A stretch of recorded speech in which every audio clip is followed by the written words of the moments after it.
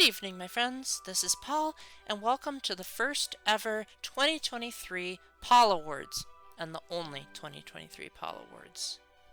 That was dumb. Welcome to the first ever Paul Awards, where we're gonna try to outdo Jeff Keighley with a low budget, but still be better anyway, where I'll be taking a look at all of the games that I've reviewed that came out in 2023 and say something nice about every game so that every single 2023 game gets an award. No one gets left out. No nominees have to cry and say, but what about me? I was so good. So we are going to honor and respect every single developer of every single game that I have reviewed. Some I liked more than others, but if you want to know that, you can check out my Best Games of 2023 video whenever it comes out. As of right now, these are going to be listed in the order that I reviewed them, so as not to show any favoritism, and so as to highlight the biggest strengths of all of the games. In fact, I actually just thought of this right now. I hadn't planned on saying this, but I think I'm also going to include DLC. Everything that I've reviewed in 2023 gets some kind of super cool award. So without further ado, let's get into the awards. Fire Emblem Engage gets the award of Best Graphical Leap.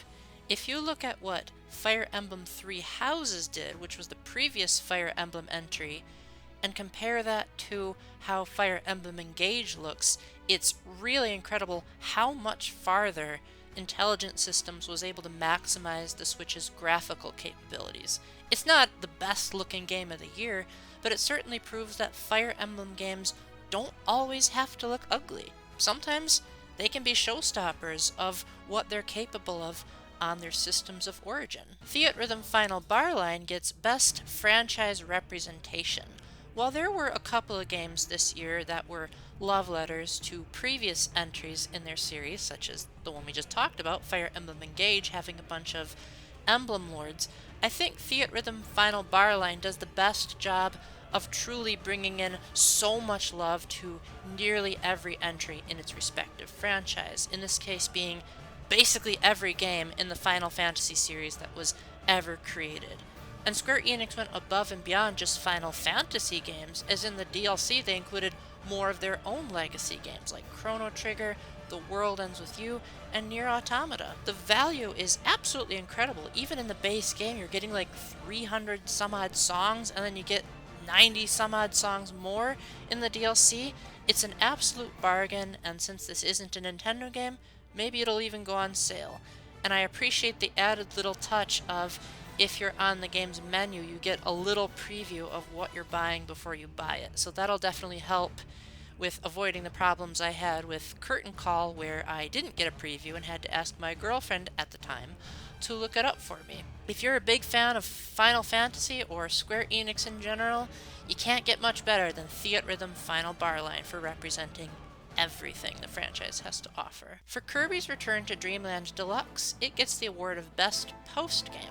The main game is just a run-of-the-mill standard Kirby game with a few enhancements, but after you beat the game, you unlock the Magolor Epilogue, which not only is just such a cool addition to a remake, like who would have ever imagined that would be a thing that a remake would have, but it also adds basically an entirely new game onto an already existing game. Magolor plays so differently than Kirby, and the core gameplay loop is so different that it feels almost like a two games in one, kind of like how Super Mario 3D World and Bowser's Fury were. And while you have to beat Return to Dreamland in order to unlock the Magolor Epilogue, it is at least a very, very satisfying endgame bonus to keep you playing even after the credits are rolling. Life is Strange 2 may have come late to the Switch, but we're still going to give it some love, and it is going to get the award for Best Ending. Unfortunately, I actually did capture my own footage for the ending, but then I deleted it because I didn't think it was necessary for any other video I did. I shall learn my lesson in the future. Any bit of footage can be reused if I have a crazy idea. So, hope you'll be okay with the footage from the review that I did. The main premise of Life is Strange is that Sean is being a big brother to Daniel, and he's helping him learn how and when to use his power of telekinesis.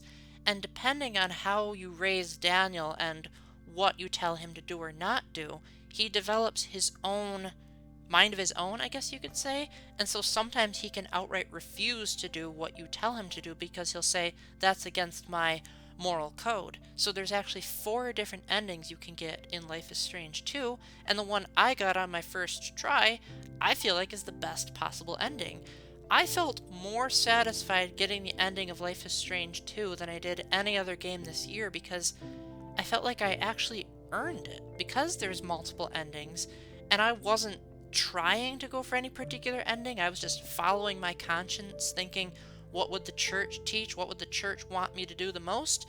And it ended up having a great payoff. So I guess you could say it also gets the award of most Catholic game I have ever reviewed because it really let me feel like my morals could actually influence the story in a great way. The Mario Kart 8 Deluxe Booster Course Pack Waves 4 through 6 gets the award of Best Comeback.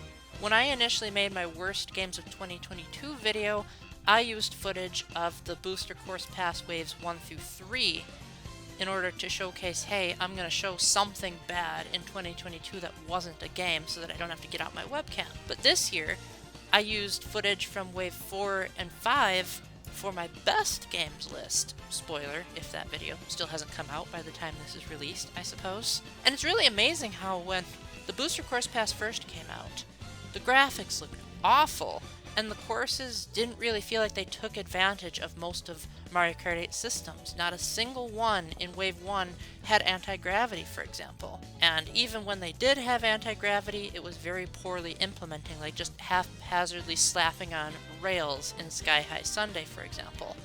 But starting in Wave 4, we started to see a huge increase in quality in the tracks. A lot of the graphics were about as good as, if not better, than the base game. We got some cool uses of anti-gravity, none quite as mind-blowing as in the base game, but they at least put in some effort. We started seeing stuff like half pipes. The new course, Yoshi's Island, was so phenomenal, and I actually don't even like the game Yoshi's Island that much. So the fact that I love a track based on a game that I don't like that much is a testament to how well Nintendo not only figured out how to make the DLC up to the standards of Mario Kart 8 itself on the Wii U, which is really embarrassing, but it shows that Nintendo listened to the fans and stopped acting like a corporation that was just trying to churn out a product. Of course, there are still examples of that elsewhere in the DLC, but we're not here to talk about it. For the tracks that actually look really good and take advantage of the music and the graphics and the anti-gravity, thank you, Nintendo, for showing at least a certain shred of humanity. The Legend of Zelda Tears of the Kingdom is the kind of game that most developers are stupidly jealous of, because it's such a huge game with 3 different layers, plus all the combinations you can do with the fusibility, plus being able to ascend through any surface above you, and so much more, and yet the game never crashes. In fact, I think GameXplain actually did a video where they tried to take a bunch of sticks together and make them go up all the way to a sky island. I haven't actually watched that video, but from what I assume, that's actually possible. And the game doesn't just break and crash and shut off. Everything just works. And really the only major blemish in terms of Tears of the Kingdom's performance is sometimes it can lower frames, but not nearly as bad as Breath of the Wild did at launch, and sometimes it has pop-in.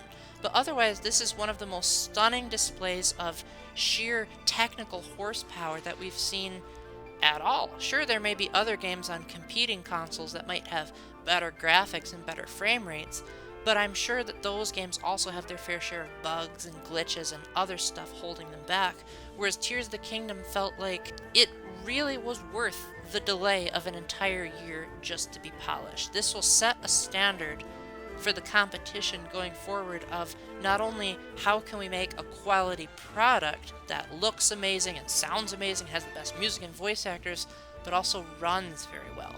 Now, if we can get a Zelda game that has the graphic style of the competing consoles, plus good voice acting, plus the music style of the other consoles, and it performs as well as Tears of the Kingdom, then I'll be really amazed. But for now, I'll take the small victories. Good job, Tears of the Kingdom.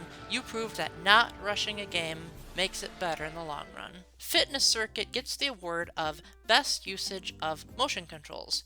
This may be a bit of a no-brainer since it's a fitness game, so how would it not win the award? But the thing is, the motion controls actually work really well in Fitness Circuit. It feels like if you do the exercises properly, the motion controls will indeed read your movements, and as a result, you get a better workout. It's also really good for Switch Lite users because you can view the demonstrations of the workouts without the Joy-Cons, so everyone wins. It's also the most practically applicable because while games like Tears of the Kingdom also have motion controls for like aiming the bow, that's not going to help you lose weight. Fitness Circuit can actually make a real-world application on your actual body. You can maybe lose weight or get your muscles toned. And it's all thanks to the motion controls working so well that you're able to not only achieve those feats, but get more in-game rewards as a way of saying the motion controls were so good that I did the movements properly and I'm getting rewarded for it. Sonic Origins Plus, the DLC for Sonic Origins that came exactly a year later, gets the award of Best New Perspective because I have played Sonic 3 and Knuckles so many times that it's ridiculous. I think it may actually have the record for the game I've replayed the most because I had it on PC, then I had it on the GameCube with Sonic Mega Collection, then on the DS with Sonic's Classics Collection, then again in Sonic Origins, and that's not counting all the time I replayed those versions. And then with Sonic Origins Plus, they introduced Amy Rose in all 4 of the classic games, and it gave me another excuse to replay Sonic 3 and Knuckles, but this time actually have it be significantly different. While Sonic Origins added stuff like coins to replace lives and being able to save anywhere, Amy is a whole new character with a new moveset that makes you tackle the bosses completely differently. And it makes it so that the umpteenth time that I've played Sonic 3 and Knuckles actually forces me to stop using my muscle memory and try a new way of experiencing things. As the type of guy that doesn't particularly like innovating and trying out new things, this year was certainly a test.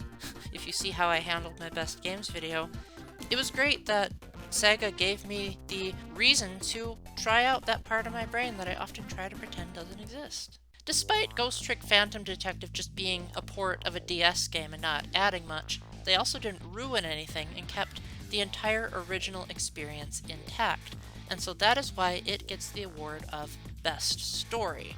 Now you might be thinking I'm cheating by giving a Best Story award to a port. Well, I think it's a testament to how well the original Ghost Trick was written back in 2011 that it manages to beat out other games with good stories that came out this year that weren't remakes. And so that should be setting a standard of just because a game is new doesn't mean that its stories are always going to be better than games that are old. Just take a look at Fire Emblem Path of Radiance. That story is leagues better than most stories I play nowadays. Bring that back. Anyway, back to Ghost Trick. It was written by the same guy who did the Ace Attorney series, and it shows. Most of the characters are really wacky and crazy. You can hardly take any of them seriously. But every single chapter seems to bring along new plot twists and new ways of contextualizing everything you do in the world. While it's not a very replayable game, there's no endings, there's no alternate paths, it is really amazing to see the twists coming and the way that the game will like flash back to other scenes and you'll say, oh, that's what that line meant, is truly astonishing. And if he's able to do that with a new IP instead of just being shackled to the Ace Attorney series, I can't wait to see if maybe he can expand his writing techniques into maybe yet another new IP. Or better yet, make a new Ghost Trick game. What are you waiting for? Master Detective Archive's Rain Code gets the award of Best Voice Acting. I honestly can't think of a single actor that didn't feel like he or she was completely going above and beyond to make it a believable performance. I was especially blown away by Lucian Dodge being the main character, as to my knowledge this is the first time he's ever been a protagonist, at least in games that I've played. I'm not much of an anime nerd, so maybe he does anime and other video games, but it is really nice seeing him step up as the main character as opposed to always being a sidekick or a background character like he usually is in other games such as Fire Emblem Echoes or Danganronpa. I think the inflections, the pauses, the groans, everything just feels about as natural as you can get with a game that was originally written in Japanese, which in a certain sense makes me respect the actors even more because they have to make it sound believable in English and not make it sound like, oh boy, the Japanese people are gonna cringe. Then again, I don't know Japanese, but I tend to like English voice acting better, mainly because I don't understand Japanese, and it makes more sense. But I can feel the emotions more because there's emotion and writing that goes along with it, whereas English speakers might be able to feel the emotion in a Japanese speaker's voice, but if they can't understand what the actor is saying, then it's only the emotional impact without having both.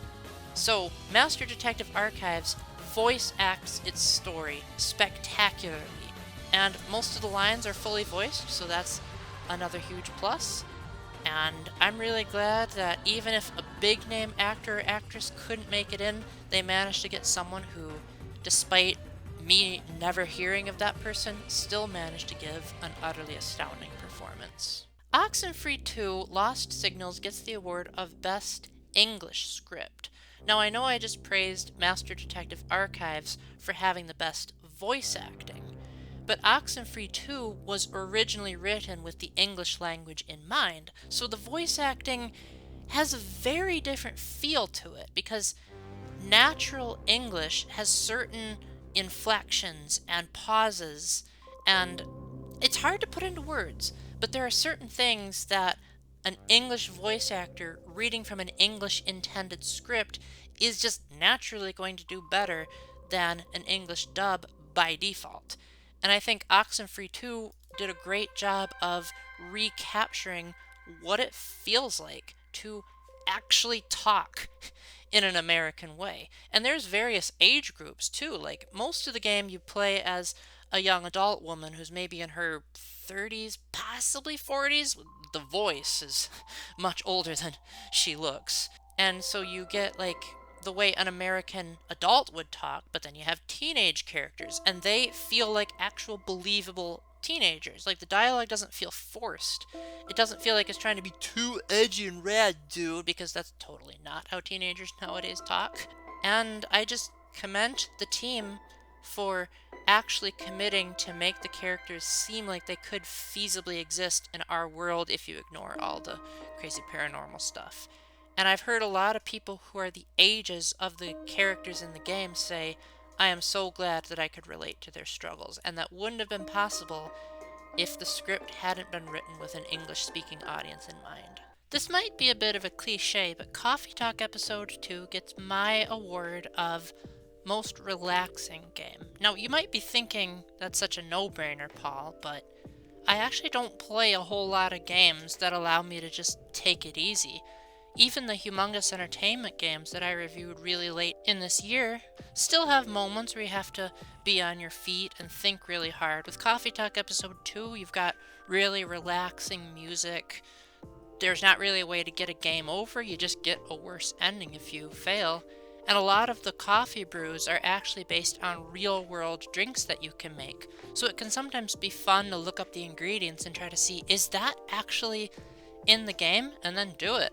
The game has really relaxing music. I don't typically like the music in the Coffee Talk games that much, so I usually turn it off and just keep on the ambiance of the rain outside. And that seems to really do the trick as well. You have no time limit, and even if you fail the drinks, usually the customers are pretty okay. They'll say, not what I had in mind, but still doable. So if you want the kind of game where you can just take your time and listen to people's struggles without worrying about a world-ending epic or hard puzzles or anything like that, then Coffee Talk 2 is pretty good. Not as good as the original Coffee Talk, but still a decent experience. Samba de Amigo Party Central was probably my #1 worst game of the year. But despite all that, we're still gonna say something positive about it. And that's that it has the best representation of Sonic. Which is weird because we had Sonic Origins Plus and Sonic Superstars, which were, actually Sonic games. This isn't even a Sonic game. It's a music game for a monkey with maracas.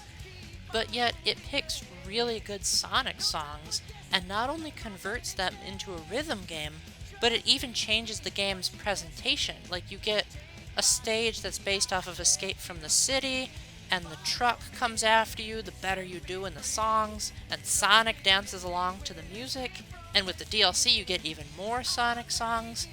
So it's actually feeling like it respects Sonic and isn't doing a bunch of crazy, stupid decisions to try to take him away from what it is that he's really about. Except in this case, they're not trying to glorify Sonic's platforming elements. They're trying to exemplify his music, his style when you're listening to the songs, but also, like, when Sonic dances. It feels like that's how Sonic would dance in the games. And the stage that looks like the Escape from the City stage feels like it's the perfect recreation of what a stage originally designed to be a 3D platformer would look like in a dancing situation. So I hope, if there's nothing else that can be gleaned from this not that great of a game, it's that it knows how to do Sonic better than Sonic does, at least in 2023. We'll see if 2024 can actually produce a Sonic game that puts a spin-off to shame. F-Zero 99 gets the award of Best Online Multiplayer. Now, the competition is Super Mario Bros. Wonder, and I know of at least one person on the internet who would say that that game deserves Game of the Year. However, one thing to keep in mind about Super Mario Bros. Wonder is that you can only have 4 people playing in a room at the same time.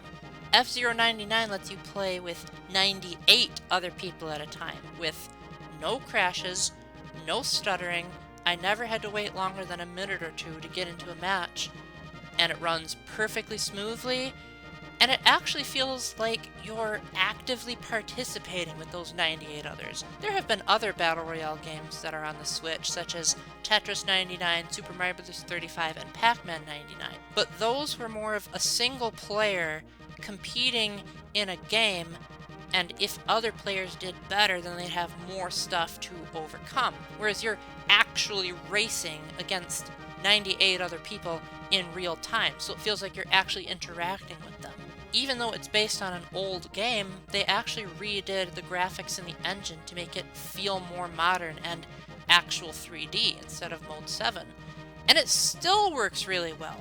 It probably could have run better if they just stuck to the old graphics and called it a day, but they went the extra mile to make everything look and run better, compose some new music, and it still runs perfectly. Now, I haven't played it since the updates came out, but even when it first launched, it was already such a great showcase of what Switch Online could do with actual competent servers that I hope that this is the future of what Nintendo games can actually do with their online. It's pretty hard for me to say nice things about Pokemon games. I'm honestly so baffled that the highest grossing media franchise in the world as of the time of this recording often plays and looks and runs worse than some low budget indie games. Maybe not the lowest budget ones, but it doesn't feel like the kind of thing that millions of dollars and a big corporation would make. So I'm often very harsh towards the mainline Pokemon games, and I'm not ashamed of being labeled the Pokemon hater amongst people who like those games. I mean, they're entitled to liking them if they want, but I don't think it's a good idea to buy them, as that enables Game Freak to get away with pushing them out because they know it'll sell. However, with Detective Pikachu Returns, that's not an awful Pokemon game. It's probably the best thing I can say about it, but yes, it gets the award of a Pokemon game that isn't terrible. There's actually quite a lot of things I really like about Detective Pikachu Returns. I like that it actually has voice acting, not the entire time, but it has more voice acting than the mainline Pokemon games. The mysteries are pretty fun to solve, even if they're stupid easy. I just like the intrinsic thrill of being able to say, I was paying attention, I solved the mystery, and the game is saying, good job, you did it. That's a song in Stanley Parable, don't ask me to sing it. And the story was decent, albeit I already knew the twist because I had seen the movie, but it was still fun to see how the game's take on the Detective Pikachu story played out very differently than the movies. It's certainly not the best Pokemon spin-off I've played, as the graphics are pretty bad. Something like New Pokemon Snap showcases what Pokemon could be like if a competent development studio handled them, as this game's graphics are pretty basic, but they are at the very least better than Pokemon Scarlet and Violet. But that is such a low bar to cross that really doesn't deserve praise. Still, Detective Pikachu Returns, had not enough good games come on my list, was actually one of the runners-up. It was actually number 11 when I was ranking which games to put on my list. So it was good enough where I considered, yeah, this is a lower good game. Because it's a Pokemon game that has redeeming factors, which is more than I can say about any of the mainline games. Sonic Superstars was not as bad as the rest of the internet made it out to be. As a fan of some of the classic Sonic games, most of those sums being Sonic Mania, Sonic 3 and Knuckles, and, depending on the version, Sonic 2. But as far as Sonic Superstars goes, the award I want to highlight this year is that it has the best character selection of any game that lets you choose between multiple characters. So the other example would be Super Mario Bros. Wonder. Now, in theory, that should have a better roster, but the problem is that most of the characters play the same, and the ones that don't are the easy mode characters, whereas Sonic Superstars has 4 main characters, there's a secret 5th one as well, and they all play pretty differently while still relying on the one-button control scheme that made the Sega Genesis games so approachable. You've got Sonic, who may seem like the inferior character at first, but he is the only character that can pull off the drop dash, which technically makes him both the fastest character and the character in which it's easiest to build momentum, as the other characters' specials usually slow them down to a certain degree. Then there's Tails, who can fly. I'm not the biggest fan of how that was handled in this game, but I'm sure players who like more vertical exploration would love playing as Tails. Then there's Knuckles, who can glide and climb walls, but he has a lower jump to make up for it. And then there's Amy, my personal favorite. You see her in all the footage that I capture. She has a double jump and a hammer swing, and if you hold down the jump button when she runs on the ground, she swings her hammer wildly while going forward, way longer than she does in Sonic Origins. And I won't talk about the secret 5th character, probably not much of a secret by now, but just in case you haven't watched the internet spoiler videos, I will let you discover that character's moveset for yourself. But I appreciate that none of the characters feel like easy modes. I guess you could argue that Amy kind of does, but like, she's not too easy. The game still has challenge even if you play as her. And there are levels that require a specific character to play, so even if you hypothetically do one character for the whole game, you still have to try out the other characters. And even then, this is going to surprise you, but this is actually the first mainline Sonic game where you can choose your character between levels. Previously, you'd have one character and have to go through the entire game with him or her. Now, you can play as Sonic one level, Amy another, Tails in another, and while you can technically do that in Super Mario Bros. Wonder, my former criticisms still stand, is that there's not much variety in the characters. It's mostly just a matter of aesthetics. Whereas in Sonic Superstars, pretty much everyone feels viable, but each of them have their own strengths and weaknesses that they can accommodate to multiple types of players. Was Super Mario Bros. Wonder going to win any other award besides Best Platformer? I'm sure some people would argue it has the best online multiplayer, but I already made the case that F-Zero 99 does that significantly better. Best local multiplayer? I don't have enough people to play it with to verify that. Probably would have gotten that award if I did have that option. But it is truly wonderful that the original rivalry between Mario and Sonic is kind of sort of returning.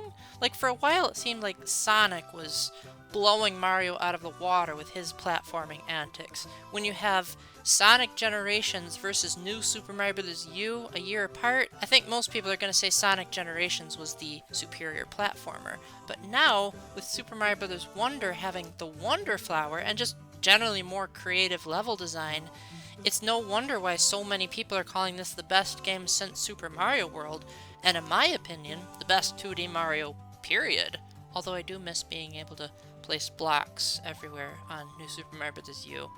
That would have been cool if that made a comeback. Sadly, I wouldn't say that Super Mario Bros. Wonder is my favorite 2D platformer, as of now that honor would go to Donkey Kong Country Tropical Freeze. I know that's such a cliche answer, but I recently replayed it thanks to Gamefly, and my gosh, every single level in that game is a Wonder Flower, whereas Super Mario Bros. Wonder feels much more stiff and limited in its movement and level design in comparison. As far as 2023 releases though, Super Mario Bros. Wonder is one of the best looking, best playing, best sounding, and best innovation of all of the platformers we've seen so far, which shouldn't be a surprise to most people because it's Mario, he's like the king of platformers. But considering how the new Super Mario Bros. Games used to be and how much of a comeback this is, it makes an award that seems so safe feel like such an amazing victory. Persona 5 Tactica is technically the RPG I enjoyed the most, therefore making it have the most enjoyable RPG award. That's not what I want to focus on with this award ceremony. I would like to give Persona 5 Tactica the award for Best New Character, and that would be in the form of Toshiro. Now at first he just seems like a generic politician who's a bit arrogant and kind of stuck up, but as the game progresses, the narrative puts a lot of emphasis on his personal struggles and trying to develop, well, I don't want to say what he's developing, but it is very nice that you get to see a progression in his mindset, and it all culminates in a very nice fake-out final battle that isn't actually the final battle. That would have been a great way to end the game, just saying. However, I enjoyed Toshiro's backstory and his personal, not literal growth, because he stays the same height the whole time, but personal, emotional growth so much that he's now the video game character that I relate to the most. Now, there are obvious differences between him and me, but at the same time, nearly every personality trait he has, I can sort of recognize in myself. Like, he's got the arrogance. I can come across as arrogant sometimes. Like, I like to talk about my achievements, and if I'm good at something, I'm willing to say, oh yeah, I'm pretty good at that. He can be a bit of a stick in the mud. Me too. I don't usually like to try new things. I don't like getting messy. I'm usually the type of guy that likes to play it safe. He can have a hard time expressing his emotions. I know it seems like I have an easy time, but try to ask me to give an affirmation to someone and you'll start to see where I struggle.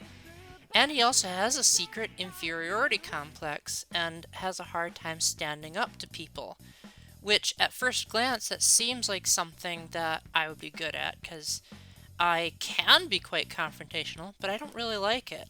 I don't like it when I see people getting into arguments and fighting, and I don't like being the one to lay the smack down. So I really enjoyed seeing how many different ways that Toshiro and I were alike, but at the same time, I'm not the type of person that will praise a game more just because I can relate to it. That's the biggest problem I had with critic reviews of Gone Home, is they say, well, because I relate to the story, even if the gameplay is terrible, I'm still going to give it high praise because it has a progressive message. That's not how I work. A game can be terrible but still have a great story, and vice versa. I think Persona 5 Tactica is a great game even if it didn't have the relatable protagonist. I would have still given it high praise even if Toshiro was a super boring character that had no development whatsoever. But the fact that not only is he a good character but he's also relatable is just an added bonus on top of an already great game. Most people would probably give Super Mario RPG the award of Best Remake, and I would probably agree. I mean, it is amazing that they took the general feel and look of the Super Nintendo version and modernized it in all the right ways while still making it feel like the original game, just with modern touch-ups. However, that's not what I would like to focus on, because again, with these awards, I like to have a different take to make it less predictable. I want to give Super Mario RPG the award for most humorous game I've played this year. Super Mario RPG genuinely has some really, really good writing, and considering that what I've heard from the experts is that they didn't actually change the script all that much, makes it even funnier.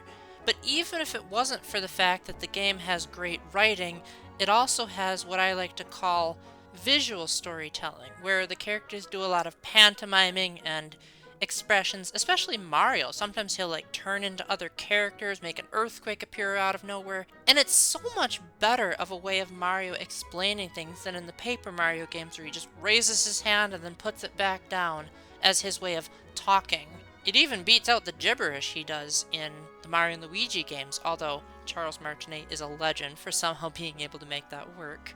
And even if it weren't for the visual storytelling and the writing being more or less unchanged from the Super Nintendo original, the remake adds a monster checklist where you can view descriptions of every enemy you fought in the game, and these were by far the funniest parts of the game. So funny, in fact, that I had more than half of the entries captured with my Switch's capture button, because I just could not stop laughing at how they would poke fun of the enemies, sometimes break the fourth wall. It was absolutely genius.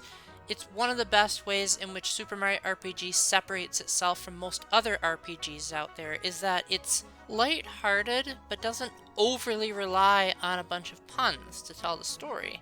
Like, you get something like Paper Mario Sticker Star, which hardly has a plot at all, and pretty much the only kinds of jokes the characters can make are paper puns or breaking the fourth wall. Whereas Super Mario RPG has a few of those kinds of isms, but it also just has humor that's funny on its own, like pretty much everything Booster says. Bowser's tough, yet also vulnerable side, everything Mario does with his visual acting. It just has a certain retro charm that still holds up really well today, and I think if people didn't know that it was a remake, they would just say, oh wow, that's a great way to innovate on storytelling in a Mario RPG and RPGs in general. Hogwarts Legacy is one of the best looking games I've played on the Switch, and in fact I might even say it's the best looking game on the Switch, because even though it was the worst version of a game that came out on multiple platforms, it still looks amazing. However, that would be a disservice to the games on other platforms that are really beautiful and really pushing the boundaries of their respective systems. So I'd like to focus on something that didn't get downgraded during the transition to Switch, and that's the music.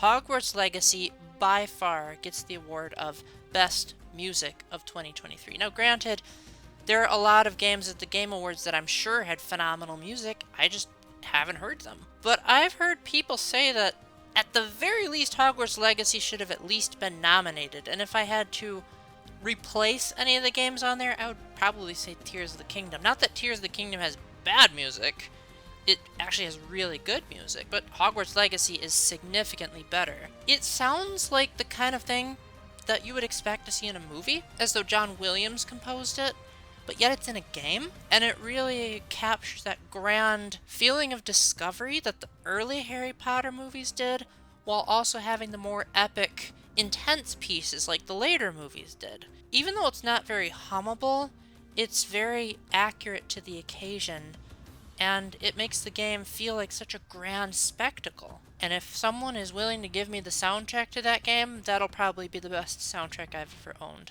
For the Rayman and the Phantom Show DLC for Mario + Rabbids Sparks of Hope, I struggled a bit at first to think of something good to say about it because I found it to be just okay. It had nice music, and it was fun to control, but at the same time, it didn't feel as grand and spectacular as the main game until the very end.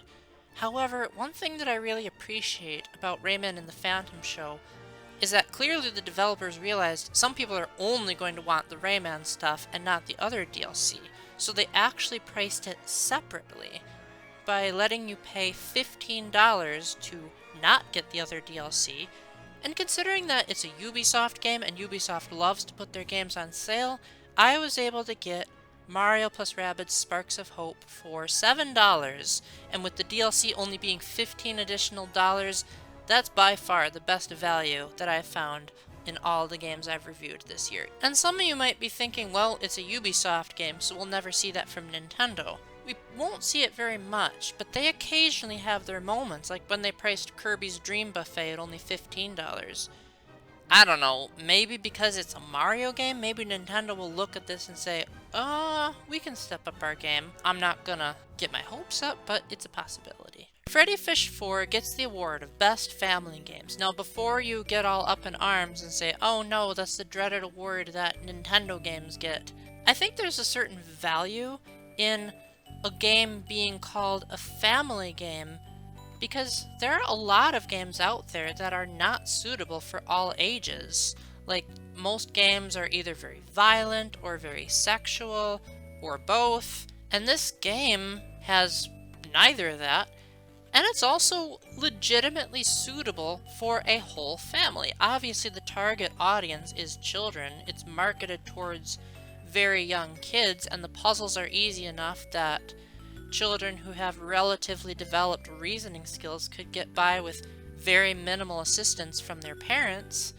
However, it's still a good family game because I think adults will enjoy playing this with their kids. Now, will they like to play it by themselves? Probably not if they don't have nostalgia for the original title. But I still think that it's the kind of game where like a parent and a child could sit down together and both could enjoy it for different reasons. The adults might say, wow, this has full voice acting and cartoon-like animations, and the puzzles are really nicely designed, and there's some cool little puns and references that kids might not get, and the kids might say it's colorful and cheerful, and the puzzles are easy enough for them to figure out, and they might even be so easy that the children might be proud of themselves for reasoning it out on their own without the help of their parents. And there's very few games nowadays that can honestly say that about themselves. Even games that are rated E for everyone don't have that perfectly accessible, friendly to kids feel to them. And there were a lot of games that came out in the late to late 90s that really catered to that demographic much more. And even though Freddy Fish 4 has been around for years, the Switch version's re-release allows an entirely new audience to appreciate the value of games being developed for kids while still having enough appeal for the adults that play it with them. And the final award this year goes to Pajama Sam 3 for being the most nostalgic. There were plenty of games I reviewed this year that were appealing to something I had played in the past and making me go, oh yeah, I remember that nod to that thing. But Pajama Sam 3 literally is the past that I used to play. I loved Pajama Sam 3 all those years ago. Man, that's making me feel old. And it's great to see new audiences being able to experience it for the first time, while someone like me can not only say, oh yeah, I remember those old solutions, and that music, and the graphics, everything is exactly as I remembered it. But at the same time, now that I'm older, I can appreciate more of the hardcore references and puns that they were going through, and actually probably appreciate the game even more than I did when I first played it. Because back then I just said, oh wow, it's a cool adventure game that lets me test my puzzle solving abilities and it has some funny jokes. But now I can say, oh wow, this is a game that came out in modern times that is suitable for children, while also having a few puzzles that required me to actually think, while also being so expertly designed off of the concept of food and the various puns and jokes that come from that. So now that I've been able to see it preserved exactly the same as it was in the past, it makes me retroactively like the game more. And since I have it digital, that means I can't sell it. Maybe one of these days I'll find someone who's never played a Humongous Entertainment game and I can say, now you can experience what you've been missing out on. So what did you guys think? Do you think that that was better than the Game Awards? Do you miss the Game Awards orchestra? Do you think that the developers were treated well with their 30-second timer? Let me know. I don't want to throw too much shade at the Game Awards because I know it must have taken a lot of effort to put on the show, but at the same time, it feels like it's a bit too corporate. And hopefully the fans can step up and say, here's what happens when people are actually passionate about the games and aren't just looking for a paycheck. So let me know how I did. Be brutally honest in the comments. If you could actually, try to take some time to actually provide a constructive comment as opposed to just saying, hey, nice video, or something short and sweet. I would really like to know, how did I do? Was it good? Was it bad? Should I make a second annual one in 2024? I genuinely am looking for some real critical feedback here. That's another line from Stanley Parable. So with that, thank you very much for watching. Even if you hated the video, I hope that you at the very least can take this as an opportunity to try to find something positive in pretty much anything you play. Can you find anything positive to say about Rainbow Snake, though? That's the real question. Special thanks to my patrons Matthew Rakowski, Spoon Ghost, and Splatcat for their contributions on Patreon. And until the next time, remember to keep the faith, stay epic, God bless, and thank you so much to the gift card that let me get the Zelda Tears of the Kingdom amiibo. Bye!